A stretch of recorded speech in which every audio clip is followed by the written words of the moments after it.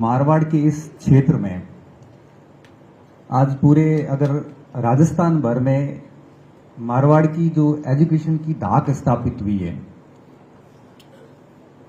वो किसी एक व्यक्ति या एक समूह के द्वारा या एक संस्था के द्वारा नहीं हुई है।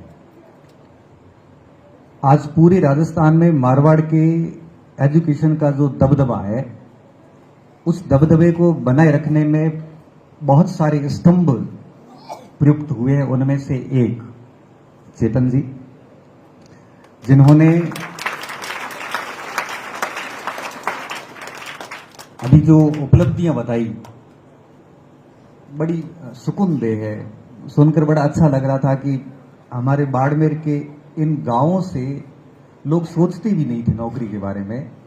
एम्स हिमाचल पहुंचना तो बहुत दूर की बात थी, सेना की वर्दी बहुत दूर की बात थी। ऐसे क्षेत्रों से बस चढ़कर बाड़मेर पहुंचना भी बड़ी बात थी। और वो बच्चे अगर भारतीय सेना में, एम्स में और भारत के विभिन्न रेप्यूटेड इंस्टीट्यूट में पहुंचते हैं तो ये अपने आप में बहुत बड़ी बात है। इसके लिए मैं चेतन जी को पुनः शुभकामनाएं देता हूं और धन्यवाद प्रेषित करता हूं कि आपने बहुत शानदार काम किया है। ईश्वर आपको दीर्घायु और अच्छा स्वास्थ्य दें। इसी तरह से आप बच्चों की सेवा करते रहें। इससे बड़ा मुझे लगता है कि सृष्टि में कुछ भी नहीं है। जो आप कर रहे हैं ये बहुत ही नेक कार्य है और इस हेतु हम पूरे मन से आपका धन्यवाद और शुभकामनाएं प्रेषित करते हैं, पूरे मन से।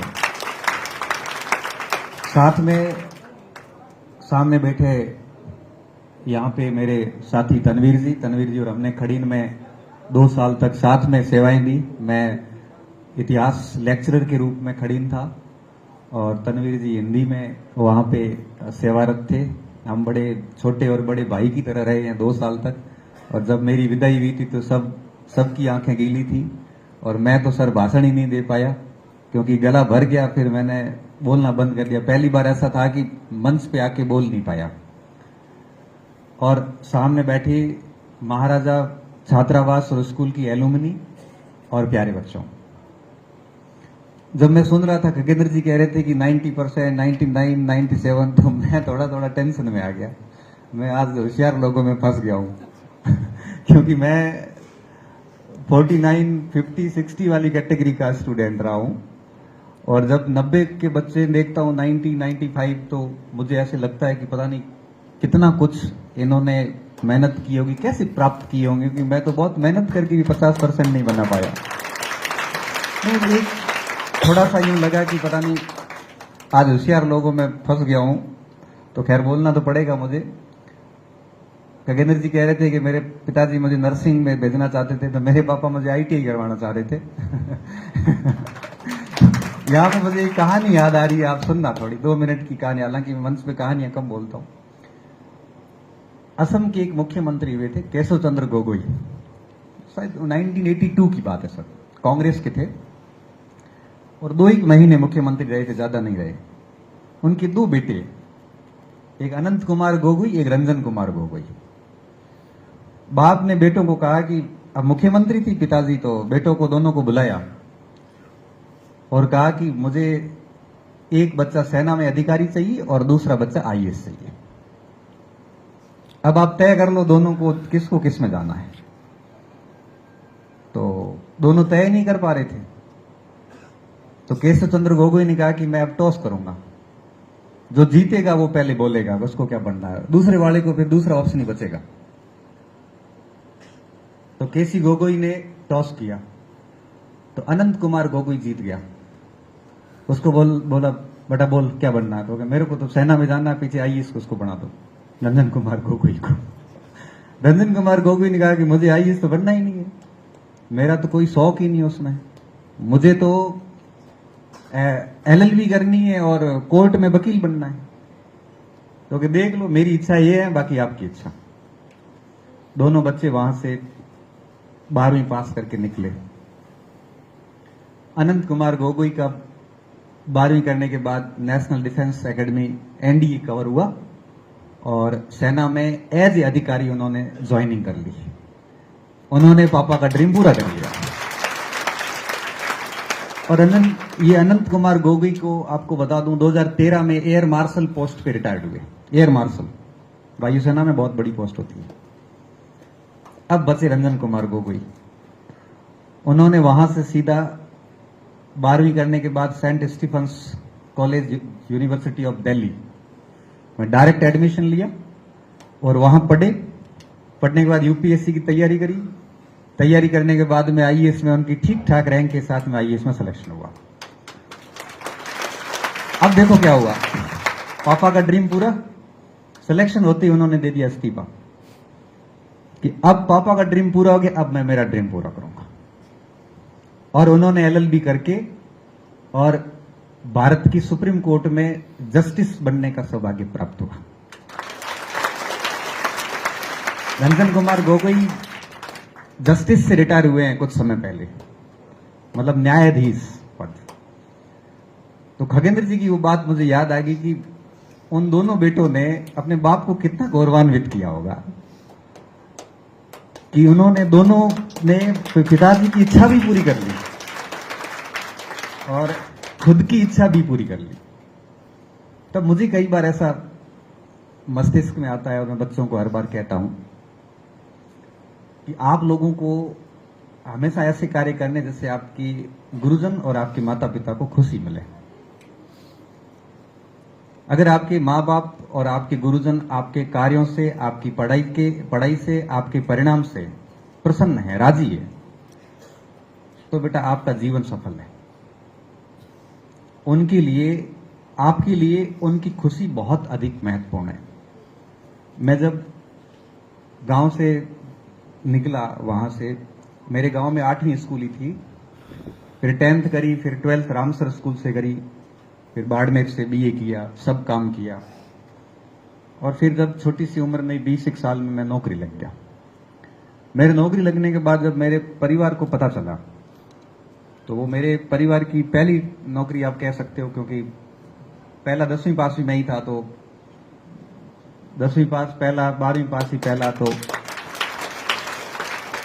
कॉलेज पास भी पहला, एमए पास भी पहला, डॉक्टरेट किया हुआ भी पहला आदमी, और प्रोफेसर भी पहला, फर्स्ट ग्रेड भी पहला, सब पहला ही हूं मैं। मेरे पास ये गौरव की बात है। तो मेरे घर को जब पता चला कि गणपत की नौकरी लग गई है, तो उनके लिए वो ऐसा भावुक क्षण था कि वो कुछ दिन तक कुछ कह ही नहीं पाए। उनको अंदर ही अंदर से एक होता है ना, कई बार व्यक्ति भाव विभोर हो जाता है तो अंदर तक भर जाता है, वो कुछ बोल नहीं पाता।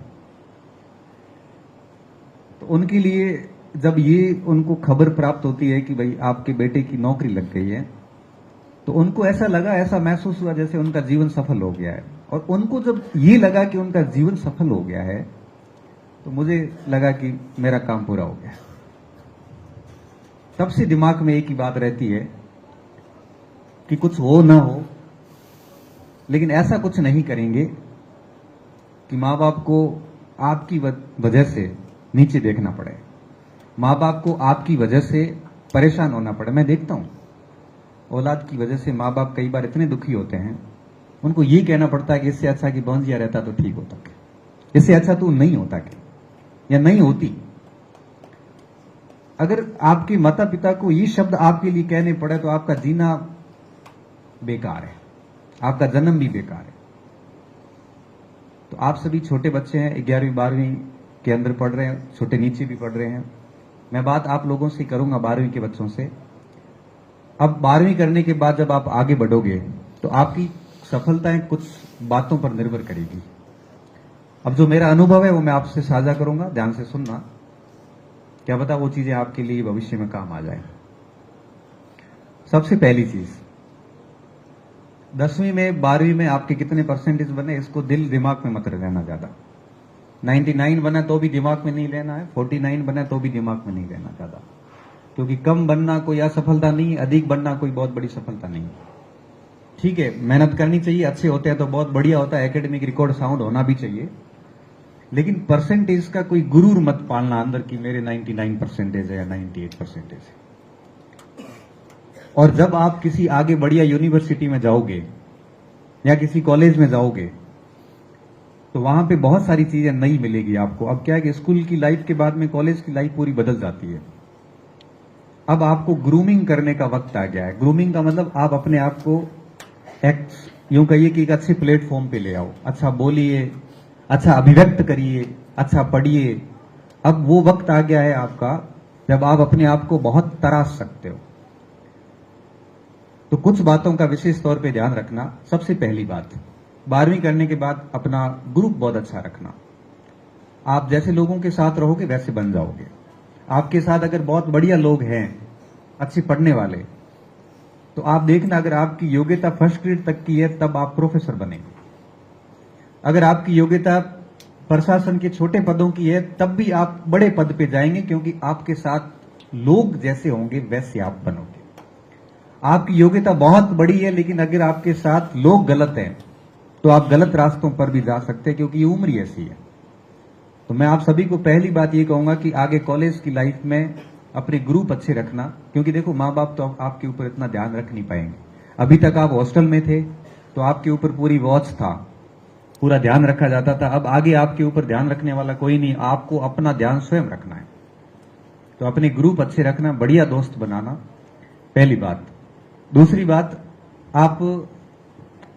बात तो आपने ऑलरेडी सीख रखी है, क्योंकि हॉस्टल की जो लाइफ होती है उसको मैं सबसे बेस्ट लाइफ मानता हूं जिंदगी में। एक साथ 200 लोगों के साथ बैठ के खाना खाना, इससे बड़ी उपलब्धि क्या हो सकती है। हॉस्टल छोड़ने के बाद 4 आदमी भी नहीं मिलते खाने के लिए। 200 लोग एक साथ बैठ के खाना खाते हैं। 200 लोगों के एक दूसरे से विचार आदान प्रदान होते हैं। 200 लोग एक दूसरे के साथ सामंजस्य बिठाते हैं। आप में सामाजिकता का गुण विकसित हो जाता है। और हॉस्टल में रहा हुआ बच्चा दुनिया के किसी भी क्षेत्र में कहीं अटकेगा नहीं। उसको हर प्रकार के लोगों से डील करना आता है। उसको सीमित संसाधनों में भी अच्छे से अच्छे जीवन जीना आता है। हॉस्टल में रहा हुआ व्यक्ति कभी दब्बू टाइप का नहीं होता, हमेशा प्रखर होता है। जहां रसातल में डाल दिया ना तो भी ज्वालामुखी बन के निकलता है। हॉस्टल का बच्चा कभी पीछे नहीं रहता। और मैं कहता हूं, अभिभावकों को विशेष कर कहता हूं और आपको भी कहता हूं, आपके छोटे भाई बहन है घर पे पढ़ रहे हैं, हॉस्टल में डालिए आप। 3-4 साल हॉस्टल में बच्चा रहना चाहिए, क्योंकि मैं तो 6-7 साल रहा हूं, तो मुझे पता है कि हॉस्टल में किस तरह से रहा जाता है। और मैंने मेरे भी परिवार में जितने भी बच्चे पढ़ने वाले हैं, या मेरा घर है बाड़मेर के अंदर, यहीं रहता हूं, लेकिन मेरा भतीज मेरे साथ न रह के मैंने उसको हॉस्टल में डाल रखा है। क्यों? क्योंकि वहां पे था सर, गोविंद जी की हॉस्टल में। उसने वहां स्कूल नजदीक है, उसने कहा मैं यहां रहूंगा, मैं तो मेरे को जहां अच्छा लगता वहां जाके रहे। मैं फीस देने वाला व्यक्ति हूं, मैं नहीं देखूंगा कि तेरे को कौन सी हॉस्टल ठीक लगी, ना मैं तेरे को किसी हॉस्टल में ले जाऊंगा। क्यों? सभी हॉस्टल संचालक मुझे जानते। फिर तेरे को क्यों, मेरे कारण क्यों विशेष ट्रीटमेंट मिले? मेरे कारण मेरे परिवार को विशेष ट्रीटमेंट नहीं मिलना चाहिए। वो खुद अपने आप मेहनत करे और अपने आप आगे बढ़े। तो मैंने उसको कुछ नहीं कहा, मैंने कहा जहां जाना है, जिस जगह जा, मैं पैसे भेज दूंगा। तो उसको मैंने हॉस्टल में रखा। तो मेरे परिवार से भी कोई आता तो मैं हॉस्टल में रखता हूं, क्योंकि हॉस्टल में अपने आप में एक व्यक्ति के अंदर कई प्रकार के गुणों का विकास हो जाता है। तो दूसरी बात आप में ये ऑलरेडी है कि कभी किसी के साथ हमें भेदभाव नहीं करना है। आप जिस लेवल पे आगे जाने वाले हैं, हमारे लिए कोई हिंदू नहीं, कोई मुस्लिम नहीं, कोई एससी नहीं, कोई एसटी नहीं, सब मनुष्य है, सब एक जैसे हैं और सभी को अपने भाई बंधु मान के आगे बढ़िए। क्योंकि आप अगर इन संकीर्णताओं में फंस गए ना तो कभी जिंदगी में बाहर नहीं आ पाओगे, आपकी पूरी एनर्जी वहां लग जाएगी। मैं क्लासेस में पढ़ाता हूं, हजारों बच्चे पढ़ने आते हैं। मुझे आज तक मैंने किसी को जाति वगैरह कुछ नहीं पूछा, मुझे क्या मतलब, मेरे लिए वो बच्चा है, भली कहीं से आया हो ना। डॉक्टर अम्बेडकर ने कहा था कि जन्म लेना, किस वंश में आप जन्मे हैं, किस परिवार में आप जन्मे हैं, किस परंपरा में आप जन्मे हैं, ये आपके वश में नहीं है। लेकिन अपने पुरुषार्थ के द्वारा अपने आप को मुख्य धारा में स्थापित करना और पूरी दुनिया में अपना अलग नाम करना, ये आपके हाथ में है, ये आपके हाथ में। इसलिए हमें किसी के साथ भी इस प्रकार की दृष्टि नहीं रखनी है। आप जितना ब्रॉड माइंडेड होंगे उतना ही आपका सम्मान अधिक होगा। और तीसरी बात, आप जब आगे यूनिवर्सिटी कॉलेज में जाओ तो सबसे बड़ी बात ये ध्यान रखना, वहां पर बड़ी शहरों में बड़ा चकाचौंध सा है एकदम। आप जाओगे तो आपको इंग्लिश बोलने वाले मिलेंगे, आपको ऐसे ऐसे लोग मिलेंगे जिनका लाइफ स्टैंडर्ड बड़ा जबरदस्त हाई होता है। कोई ऐसे भी आएंगे जो 40-50 लाख की गाड़ी लेके आएंगे, कुछ बच्चे ऐसे भी होंगे जिनकी कपड़े, घड़ियां, मोबाइल ये सारे 10-20 लाख के बजट के होंगे। कुछ ऐसे भी होंगे जिनको हिंदी में बात ही नहीं करते, बिल्कुल फर्राटेदार वही इंग्लिश ही चलती है। आप दिल्ली में अगर किसी बड़ी यूनिवर्सिटी जाओगे तो ऐसा होगा। आपको उस समय एक चीज ध्यान रखनी है, आप अपने आप को कभी कमजोर मत समझना, आप उनसे ज्यादा बेहतर हैं। ये उनकी पृष्ठभूमियां अलग है, वो सोने के चम्मच लेके पैदा हुए हैं इसलिए मजे कर रहे हैं। और आप वो पीढ़ी हैं जो दर दर ठोकर खाते खाते उठते गिरते आगे बढ़ी है। आप वाली बात उनमें नहीं है। हम एक बार सर दिल्ली गए आईएएस का मेंस प्रिपरेशन के लिए, तो जैसा आपने कहा ना कि हमने विज्ञापन दिलाया था कि जो फर्स्ट आएगा उसको हम पढ़ाएंगे, ऐसा विज्ञापन एक द हिस्ट्री कोचिंग सेंटर था, वहां पे उन्होंने दिलाया कि हमारे टेस्ट में जो टॉप करेगा उसको हम इतिहास की कोचिंग फ्री देंगे। मैंने कहा मौका है। हम भी फाइनल ईयर करके गए थे, मेरे साथ रघुनाथ बिश्नोई था, हम दोनों ही गए थे। रघुनाथ ने कहा कि गणपत तेरा इतिहास बढ़िया है, चूके ही मते गए। ठीक है, कोशिश अपनी पूरी है। 5-7 दिन का समय मिला, इतिहास एक बार पूरा वापस पढ़ा। हम टेस्ट देने गए, टेस्ट दे के आ गए।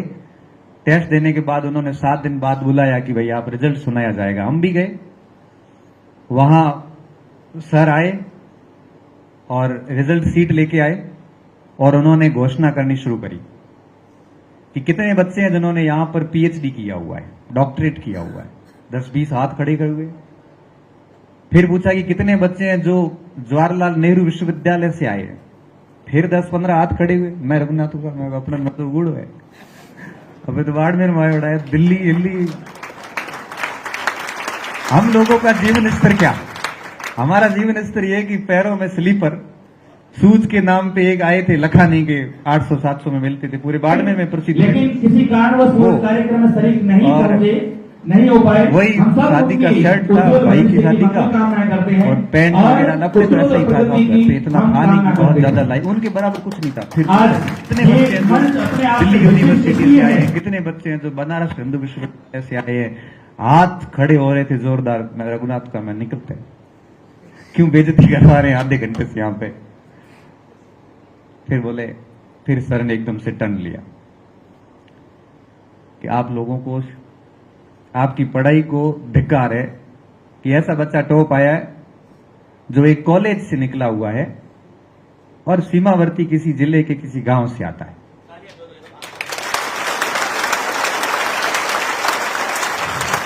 तो वहां जितने भी हॉल पूरा भरा हुआ था, क्योंकि फ्री के नाम पे क्या संख्या अधिक होती है सर, कि फ्री पढ़ाएंगे तो फीस भी आईएएस की 40-50 हजार रुपए शायद उस समय थी। तो जब ये कहा ना तो मुझे लगा कि रघुनाथ के थारो ही है रघुनाथ बढ़ता है JNU रहा, BHU रहा, अपना बाढ़ में कॉलेज में क्लास लागी कौन।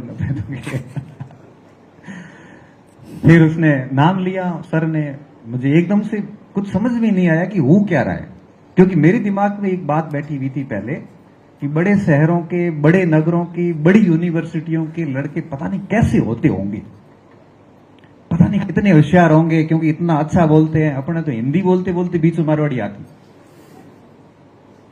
तो उन्होंने नाम बोला कि वो अपने स्थान पे खड़ा हो जाए। मैं खड़ा हुआ, आगे बुलाया। मैं आगे क्या बुलाया भाई, बाहर तो कपड़े नपड़े उस हिसाब से गए थे हम तो, नाइट पैंट पहनी हुई और वो चप्पल पहने हुए यूं ही गए थे। किसी को फर्स्ट की उम्मीद तो हमें थी नहीं। और फिर उसके बाद उन्होंने कहा कि भाई आप फ्री पढ़ सकते हो। मैंने कहा जब इतने अच्छे नंबर आ रहे हैं तो पढ़ने की कोई जरूरत है नहीं, हम सेल्फी करेंगे। हालांकि मैं नहीं पढ़ा उसके बाद, मैं नहीं पीऊंगा, मैं नहीं पढ़ा वहां पे। और लेकिन एक धारणा मेरी खंडित हो गई कि महानगर, आप किसी बड़े महानगर में जाओ तो ये जो चकाचौंध है इसमें अपने आप को कमजोर नहीं समझना। आप अपनी संस्कृति, अपने पहनावे पे गर्व करिए, इसी में रहिए, इसी में रहिए आप। कोई फर्क नहीं पड़ता कि आपके क्या पहना हुआ है, आपके कहां से है, क्या है, कोई फर्क नहीं पड़ता। एक परिणाम जब आ जाता है ना, तो सारी चीजें खत्म हो जाती है और सिर्फ ज्ञान आगे रहता है। बाड़मेर जालोर का अपने उदाहरण है ना, वो डोंगराराम का, मैंने उस पर एक बहुत बड़ा आर्टिकल भी लिखा था। जालोर का एक लड़का, हाँ, जालोर का लड़का कोटा गया, बंसल सर के पास पढ़ा, और उस साल जब आईआईटी का रिजल्ट आया तो टॉपर कहां से निकला, पूरे कोटा में एक प्रश्न खड़ा हुआ, किस कोचिंग का है। इधर तलाशा उधर तलाशा, दूसरी रैंक मिल गई, पहली रैंक मिलनी नहीं है। तभी फटे कपड़ों में एक आदमी वहां आता है, साहब पहली रैंक मारी है। क्या किया भाइयों के, तो साहब मैं तो जालोर से आया, जालोर से, हाँ जालोर से आया, और आपकी क्लास में ही था, थोड़ा ठीक नहीं था, तो आपने उस वाले बैच में बैठा रखा था, और साहब मेरी पहली रैंक। तो वो कपड़े उपड़े मायने नहीं रखते। फिर आपके पास रिजल्ट नहीं है, आप बहुत शानदार तैयार होकर रहते हैं ना, तो भी लोग यही कहेंगे कि माँ बाप के पैसे से मजे कर रहा है, गुटका ही होता है। लेकिन अगर आपके पास में ज्ञान है, आपके पास में मेहनत का परिणाम है, तो आपके कपड़े, आपका लहजा, भाषा कोई नहीं देखता है। इसलिए मैं कह रहा हूं कि ऐसे महानगरों में जाने के बाद इस चकाचौंध से अपने आप को कभी कमजोर महसूस मत करना। बस जिस चीज का ध्यान रखना है वो ये है पढ़ाई, आपके पास ज्ञान होना चाहिए। डॉक्टर अम्बेडकर एक बार जब छात्रवृत्ति लेके यूनिवर्सिटी ऑफ कोलंबिया गए पढ़ने के लिए, भारत का अश्वेत व्यक्ति फटे कपड़ों में कोलंबिया यूनिवर्सिटी की वहां पे कैंटीन में भोजन कर रहे हैं। ये दृश्य अंग्रेजों के लिए बहुत चुभने वाला दृश्य होता था। उनको लगता था कि भारतीय बड़े जाहिल और असभ्य लोग। रुडयार्ड किपलिंग जैसे जंगल बुक जैसे लेखक, नोबेल लॉरियंस ने ये बातें लिखी है। जाहिल बताया है कि इन जाहिलों को सभ्य करने की हमारी जिम्मेदारी, व्हाइट्समैन बर्डन थियरी आती है। तो वो हमारे को बहुत भार मानते थे इस पृथ्वी के ऊपर। उस कोलंबिया विश्वविद्यालय की लाइब्रेरी में डॉक्टर अम्बेडकर बैठे खाना खा रहे, ठीक पास बेंच पर जॉन मेनार्ड किन्स बैठे, जो उस समय की दुनिया के सबसे बड़े अर्थशास्त्री, फादर ऑफ मैक्रो इकोनॉमिक्स, अर्थशास्त्र के पिता जॉन मेनार्ड किन्स। उस समय के दुनिया के किसी अर्थशास्त्री की हिम्मत नहीं थी कि जॉन मेनार्ड किन्स की बात को काट सके। जॉन मेनार्ड किन्स और उनके पास में डॉक्टर स्लीगमैन इकोनॉमिक्स की बात कर रहे थे और भारत के संदर्भ में बात हो रही थी। डॉक्टर अम्बेडकर तबाक से बोले कि मिस्टर किन्स, आप गलत कर रहे हैं, कह रहे हैं भारत के संदर्भ में मुद्रा का गोल्ड स्टैंडर्ड लागू हो ही नहीं सकता। क्या किन्स का ईगो हर्ट हो गया। एक तो कि यहां बैठा बैठा चुप रहा हूं, और ऊपर से ऐसे व्यक्ति की बात काट दी जिसको कोई नहीं काटता। किन्स ने कहा कि कैसे, सिद्ध करिए। उसने कहा सिद्ध ही करूंगा। आया था कानून की पढ़ाई करने, अब अर्थशास्त्र पे काम करूंगा। और उन्होंने प्रॉब्लम ऑफ द रुपए की समस्या नामक किताब लिखी, जिसपे डॉक्टर ऑफ साइंस अवार्ड हुआ उनको। और उसमें उन्होंने किन्स के हर एक बात का जवाब दिया। उन्होंने पूरी थीसिस लिख डाली। और अंग्रेजों की जलन देखिए, फर्स्ट वर्ल्ड वॉर शुरू हुआ, उनकी छात्रवृत्ति पूरी भी, डॉक्टर अम्बेडकर भारत आ गए और उसकी थीसिस को डुबा दिया गया।